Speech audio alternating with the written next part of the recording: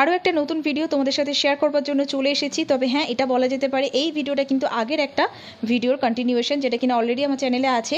তো মানে পাস্তা খেতে ইচ্ছা করছে কিংবা নুডলস খেতে ইচ্ছা করছে, কিন্তু সেটা নেই বাড়িতে, তাহলে কিভাবে আমরা বানিয়ে নিতে পারি। খুব সহজ পদ্ধতি, খুব কঠিন ব্যাপার নয়।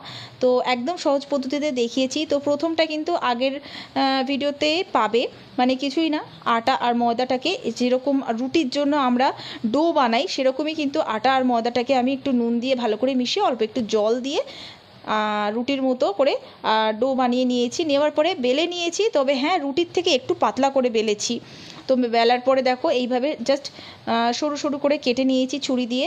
নেওয়ার পর যেটা করব, একটা একটা করে তুলে নিচ্ছি। এরপরে এর মধ্যে একটু আটা কিংবা ময়দা ছিটিয়ে দেবো, ভালো করে মিশিয়ে নেবো যাতে একটার সাথে আরেকটা লেগে না যায়।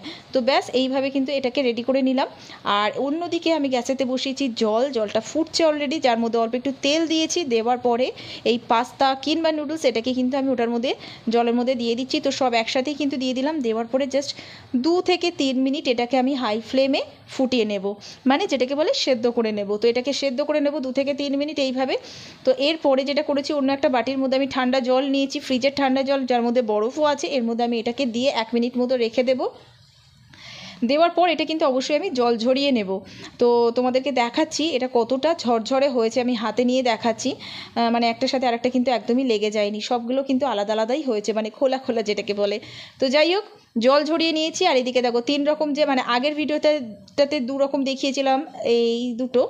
আর যেটা কিনা অলরেডি আমি ভালো করে জল ঝরিয়ে ফ্রিজে রেখে দেবো, অন্য টাইমে রান্না করব। আর যেটা লাস্টে আজকে বানালাম সেটা কিন্তু আজকে আমি রান্না করে দেখাচ্ছি। গ্যাসেতে বসিয়েছি কড়াই, গরম হওয়ার সাথে সাথে দিয়েছি অল্প একটু তেল, সাথে ডিম আর স্বাদ মতো নুন দিয়ে ডিমটাকে ভুর্জি করে তুলে নিয়ে আরও একটু তেল অ্যাড করব। দেবো পেঁয়াজ কুচি, ক্যাপসিকাম কুচি, বেবি কর্ন আর সাথে মাশরুম। অল্প একটু নুন আর গোলমরিচ দিয়ে এটাকে ভেজে নেব। এমন নয় যে আমি যা যা সবজি দিচ্ছি সেটাই দিতে হবে। ঘরে যে সবজি অ্যাভেলেবেল থাকবে সেটাই অবশ্যই নুডলস বা পাস্তার ক্ষেত্রে দেওয়া যেতে পারে। তো যাই হোক, এটা দেওয়ার পরে দেখো কাঁচা লঙ্কা দিলাম, একটু পাস্তা পিৎজা সস দিয়েছি, গ্রিন চিলি সস দিয়েছি, টমেটো কেচাপ, একটু সোয়া সস দেওয়ার পরে ভালো করে হাই ফ্লেমে মিশিয়ে নিয়েছি। এখানে সেদ্ধ করে রাখা নুডলসটা দিয়ে দিলাম। দেওয়ার পরে দেখো আরও ভালো করে আমি এটাকে কিন্তু মিশিয়ে নিচ্ছি। নেওয়ার পরে এর মধ্যে দিয়ে দেবো প্রথমেই এটা হচ্ছে চাউমিন স্টার ফ্রাই সস, আর তার সাথে একটু ম্যাগি মশলা যেটা ছিল সেটা একটু দিলাম।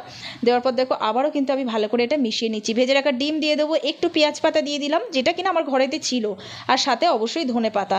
এটা ভালো করে মিশিয়ে নিচ্ছি। গ্যাসটা কিন্তু অলরেডি আমার হাই ফ্লেমে আছে, তবে এবার কিন্তু গ্যাসটা বন্ধ করব, কারণ এটা একদম রেডি হয়ে গেছে খাওয়ার জন্য। অসাধারণ খেতে হয়েছিল, আমি রান্না করেছি বলে নয়, অবশ্যই একবার ট্রাই করতে পারো। আর ভিডিওটা কেমন লাগলো জানাতে ভুলো না।